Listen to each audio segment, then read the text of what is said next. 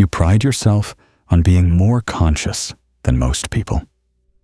You see through mainstream propaganda while others swallow it whole. You question authority while others follow blindly. You think independently while others parrot talking points. You recognize manipulation while others fall for obvious lies. You're part of that rare group who actually thinks for themselves in a world of psychological sheep. But Carl Jung discovered something that will disturb you about people like us. The moment we start feeling superior for our consciousness, we become unconsciously possessed by something far more dangerous than the ignorance we judge in others. Jung called it the shadow of consciousness itself.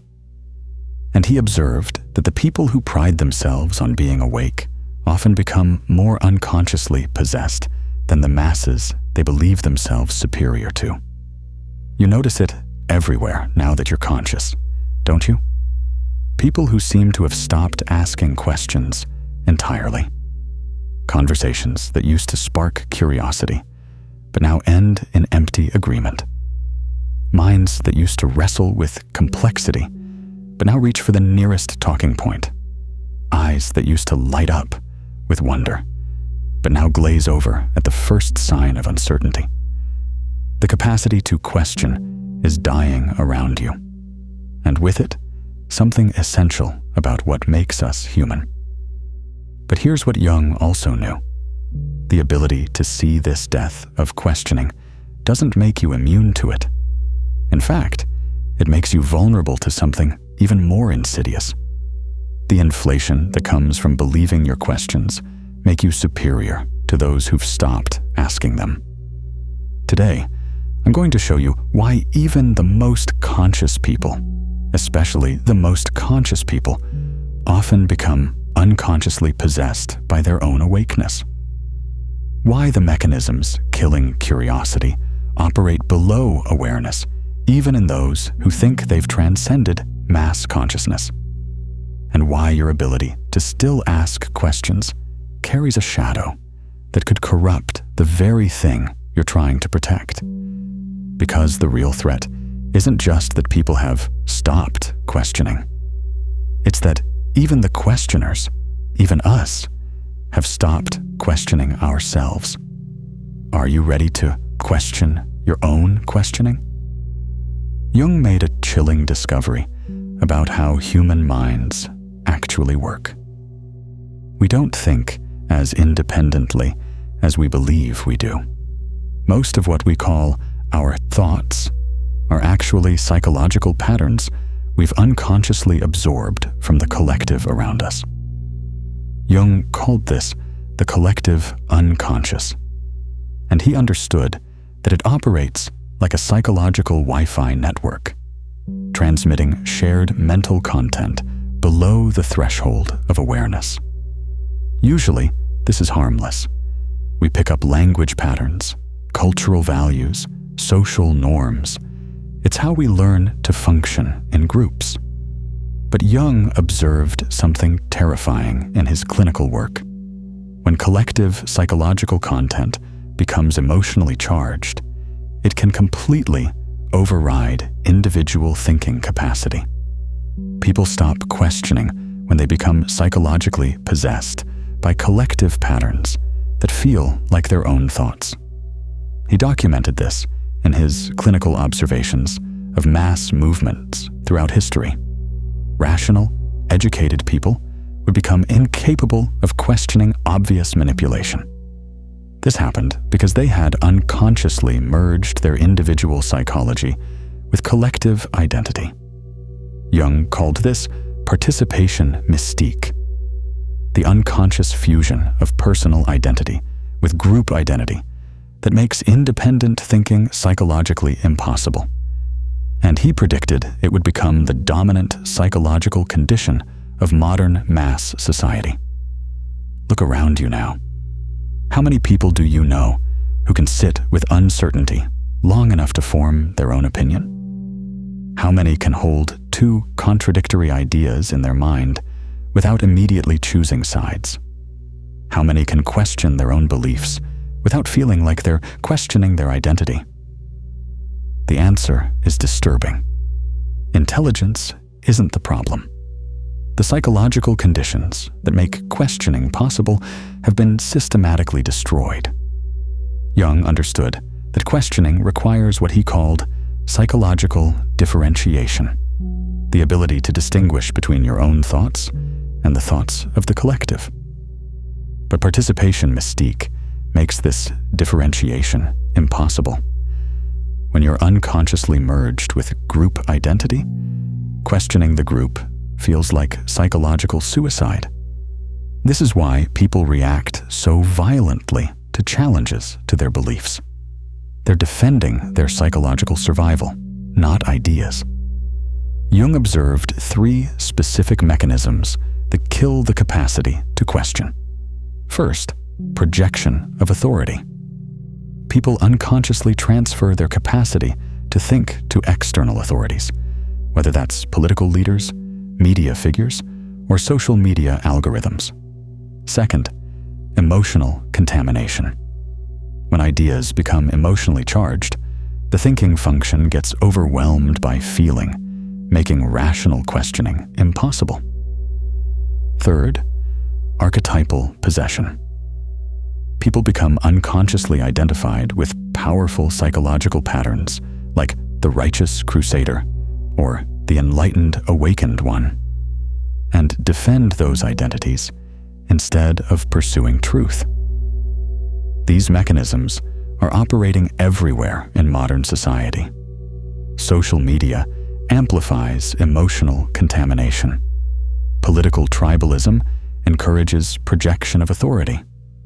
Identity politics creates archetypal possession. The result is what Jung predicted: a society of people who believe they're thinking independently while being psychologically controlled by forces they can't see. But here's what Jung also discovered. The people who can recognize this psychological assassination are often the most vulnerable to its most sophisticated form. The belief that recognizing it makes you immune to it. This is where your real danger begins. The shadow of questioning comes from the inflation that follows when you believe your questions make you better than those who've stopped asking them. Stay with me, because what comes next will reveal exactly how this inflation operates, and why even the most sophisticated questioners can become unconsciously possessed by their own capacity to see through collective possession. Jung discovered something that would disturb anyone who prides themselves on independent thinking. The capacity to question becomes just another form of unconscious possession. He observed this pattern repeatedly in his clinical work. Patients who developed genuine psychological insight would often become inflated with their ability to see what others couldn't. They would start to derive their identity from being the questioner in a world of unquestioning sheep. Jung called this intellectual inflation. The ego becomes unconsciously identified with its capacity to think independently and uses that identification to avoid deeper psychological work. You stop questioning your own questioning. You stop examining the motivations behind your curiosity. You stop asking whether your questions are serving your growth or your ego's need to feel superior. And slowly, without realizing it, you become psychologically possessed by the archetype of the awakened questioner. Think about this honestly. When you're in spiritual or conscious communities, and you observe people who seem to swallow New Age concepts without question, what emotions arise in you? When you see others falling for obvious political manipulation, how do you feel? When you encounter people who can't think beyond mainstream narratives, what's your internal response? Superiority? Frustration? Contempt? Pity? These emotional reactions are tells. They reveal where your shadow is operating. Because if you were truly questioning consciously, if you had genuinely integrated your own capacity for unconscious possession, you would look at unquestioning people with curiosity, not judgment. You would recognize that the death of questioning is a universal human vulnerability that you participate in more than you want to admit. Jung understood that even the most psychologically sophisticated people have areas where they stop questioning, blind spots where they unconsciously accept collective programming because it serves their emotional needs or identity investments. Maybe you question mainstream media, but not alternative media that confirms your biases. Maybe you question religious dogma, but not spiritual concepts that make you feel enlightened. Maybe you question other people's assumptions, but not your own foundational beliefs about consciousness and awakening. Jung called this partial participation mystique. You maintain the illusion of independent thinking by questioning selectively while remaining unconsciously merged with collective content in other areas. But the most dangerous form of inflation comes from what Jung called the shadow of consciousness itself. When you develop genuine insight into how psychological manipulation works, when you can see collective possession operating in others, when you can recognize propaganda and think independently, a subtle transformation occurs. You start to believe that consciousness is your personal achievement, rather than a gift you're responsible for stewarding. You begin to use your ability to question as evidence of your superiority, rather than as a tool for continued growth. You derive your sense of worth from being more awake than other people, instead of from serving the awakening of consciousness itself. This is the final trap that catches almost everyone who develops real insight into the death of questioning. You become unconsciously possessed by your own consciousness. Jung wrote, "The privilege of consciousness becomes the curse of consciousness when it serves the ego instead of serving truth." And once this inflation occurs, your questioning becomes selective, self-serving, and ultimately just as unconscious as the unquestioning masses you judge. You stop asking the most important questions of all. Why do I need to feel superior to people who don't question? What am I afraid to question about my own beliefs and identity? How might my capacity to see through manipulation be manipulating me? These are the questions that Jung discovered lead to genuine psychological freedom. Freedom to engage with collective influence consciously, rather than freedom from collective influence. But asking them requires something that most questioners are unwilling to do. It requires questioning the questioner. And that's where the real death of questioning begins.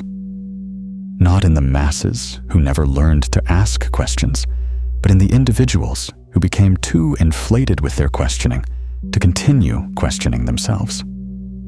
Stay with me, because what comes next will show you exactly how this psychological inflation spreads through communities of conscious people, and why the death of questioning often accelerates in places where people believe they've mastered the art of independent thinking.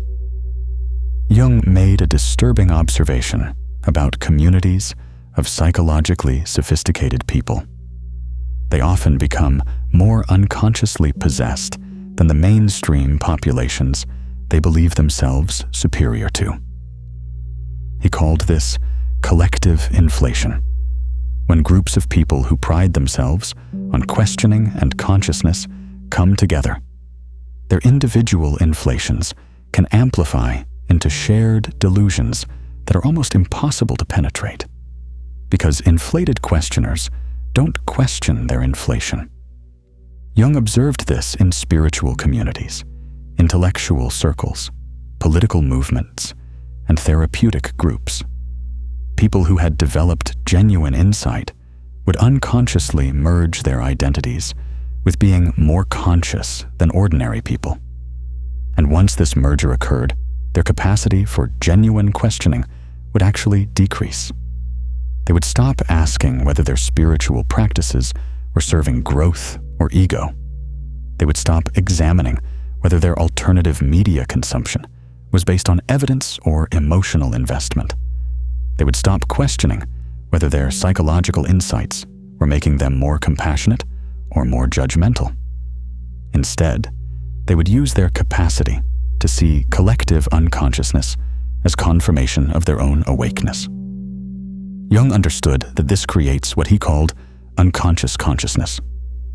You maintain the appearance and even the subjective experience of questioning while being deeply possessed by archetypal patterns you can't recognize.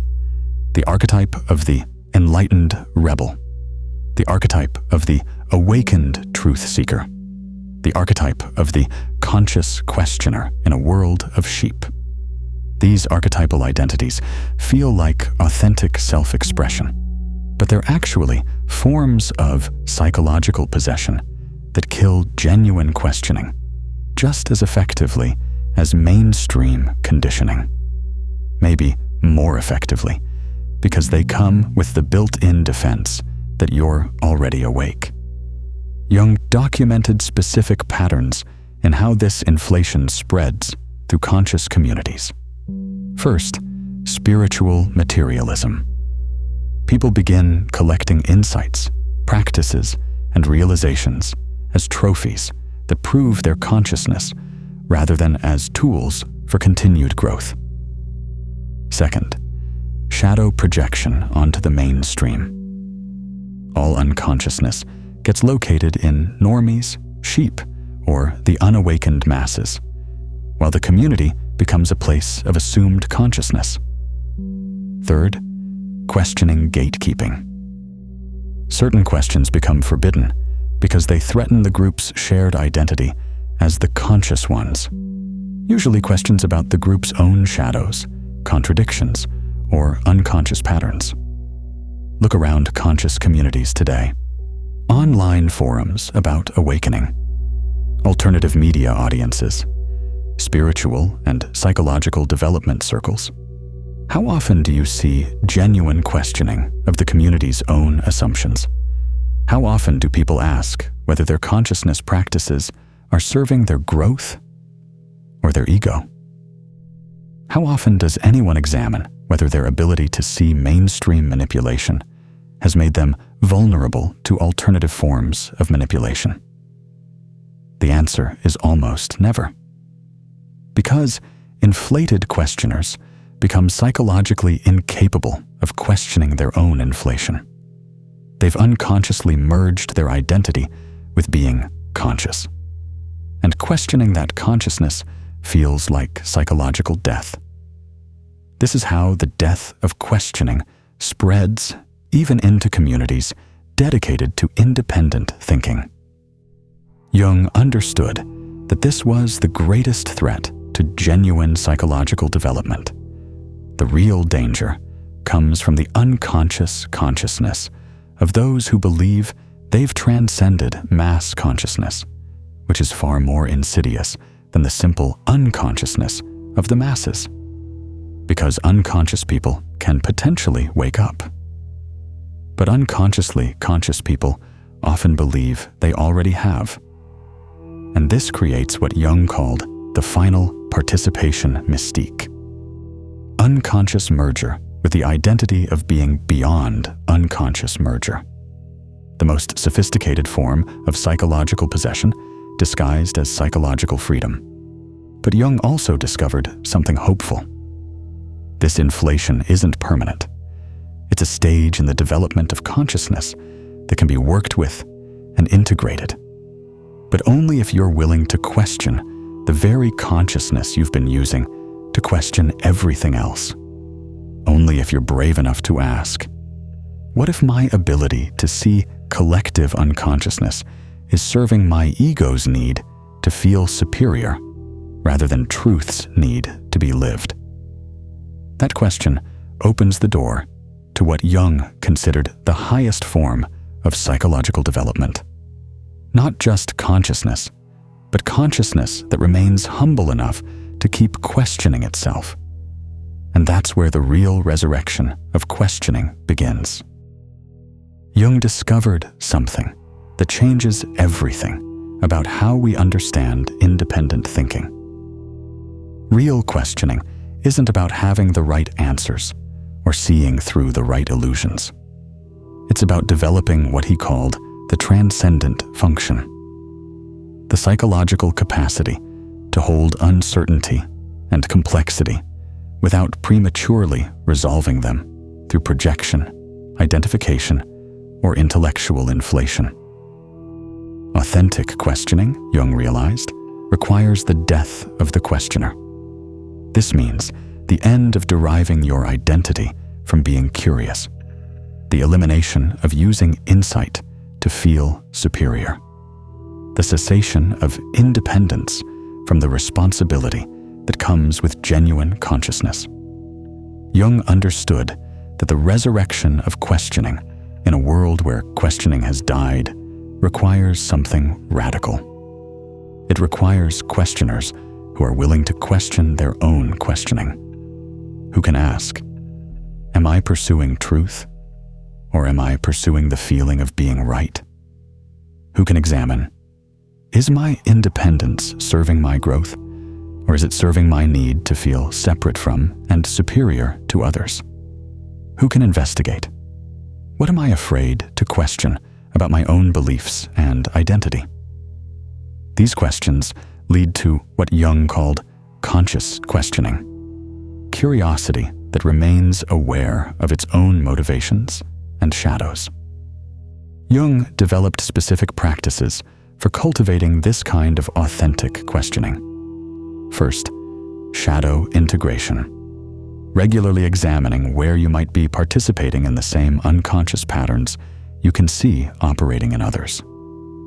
Second, projection withdrawal, asking yourself whether the unconsciousness you see out there might be reflecting something you're not ready to see in here. Third, inflation monitoring, staying alert to the ways your consciousness might be serving your ego's need to feel special rather than truth's need to be lived. But most importantly, Jung discovered that authentic questioning requires what he called service to the transcendent. Using your capacity to think independently, not to feel separate from collective consciousness, but to serve its evolution toward greater awareness. This is the fundamental shift that resurrects genuine questioning in a world where questioning has died, moving from I question therefore I'm superior to I question therefore I'm responsible, transforming from using consciousness to defend your ego, to using consciousness to serve something larger than your ego, shifting from deriving your worth from being more awake than other people, to finding your purpose in helping consciousness itself become more awake through you. Jung understood that this shift transforms everything about how questioning operates. Instead of using your questions to prove your independence, you use them to deepen your understanding of interdependence. Instead of using your insight to confirm your specialness, you use it to recognize your ordinariness and your responsibility. Instead of using your consciousness to separate yourself from collective unconsciousness, you use it to serve the collective's movement toward consciousness. This is what Jung meant when he wrote, "The privilege of consciousness is not a personal achievement to be proud of, but a collective responsibility to be stewarded wisely." When questioning operates from this place, it becomes something entirely different. It becomes compassionate rather than judgmental. It becomes curious rather than superior. It becomes humble rather than inflated. And it becomes contagious in a completely different way than unconscious questioning. People don't feel judged by authentic questioning. They feel invited. They don't feel inferior to the questioner. They feel inspired to question more deeply themselves. They don't feel separate from the questioning process. They feel included in it. This is how Jung understood that the death of questioning could be reversed through conscious individuals who use their thinking to serve the development of consciousness in others, rather than through superior individuals who have mastered independent thinking, who model what it looks like to question without inflation, who demonstrate what it means to be curious without superiority, who show what consciousness looks like when it serves truth rather than ego. But this requires something that goes against every cultural message about personal development and spiritual awakening. It requires the courage to question for the sake of questioning itself, not for the sake of feeling like a questioner. Jung understood something that most people who pride themselves on independent thinking never discover. The highest form of consciousness involves thinking for consciousness itself rather than thinking for yourself. Using your capacity to question not to prove your independence from collective patterns, but to serve the collective's evolution toward greater awareness. This is what Jung called the ethical obligation of consciousness. When you develop the ability to think independently, when you can see through manipulation and propaganda, when you can question assumptions that others accept automatically, you have two choices. You can use that ability to feel superior to the people who are still unconsciously participating in collective patterns. Or you can use that ability to serve the awakening of consciousness in whatever sphere of influence you have. The first choice leads to inflation, isolation, and the death of authentic questioning. The second choice leads to individuation, genuine influence, and the resurrection of questioning itself. Jung wrote, "Individual consciousness exists not for its own sake, but for the sake of consciousness as a whole." This doesn't mean you sacrifice your ability to think independently. It means you use your independent thinking to model what conscious participation in collective consciousness looks like. You become a questioner who questions without superiority, a thinker who thinks without inflation, a conscious individual who uses consciousness to serve. Consciousness rather than ego. And this is how the death of questioning gets reversed. Through people who remain consciously engaged with collective unconsciousness transformation, rather than through people who have escaped collective unconsciousness, who use their questions to invite others into questioning, rather than to prove their own superiority, who model what it looks like to think independently while remaining connected to and responsible for collective consciousness. Jung discovered this in his own work. His greatest insights came not from separating himself from collective unconsciousness, but from remaining consciously engaged with it in service of its healing. He didn't use his psychological understanding to feel superior to his patients. He used it to serve their individuation.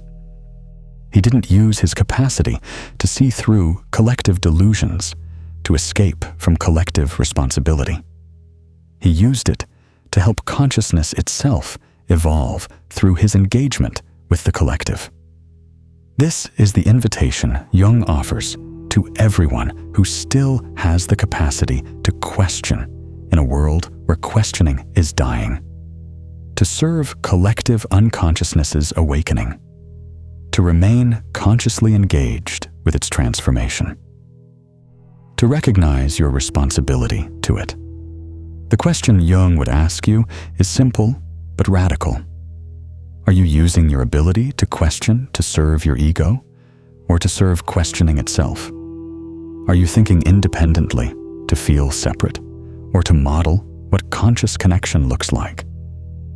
Are you conscious for your own sake, or for the sake of consciousness as a whole?